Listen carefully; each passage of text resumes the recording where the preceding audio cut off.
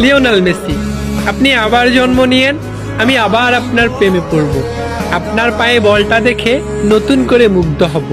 বস, গোটা পৃথিবীতে যদি আপনার 1000টা ভক্ত থাকে, তাহলে ওই 1000টা ভক্তের মাঝে আমি একজন। যদি গোটা পৃথিবীতে আপনার একটি মাত্র ভক্ত থাকে, তাহলে সেটা আমি। আর যদি গোটা পৃথিবীতে আপনার কোনো ভক্ত না থাকে, তাহলে ভাববেন যে আমি মরে গেছি।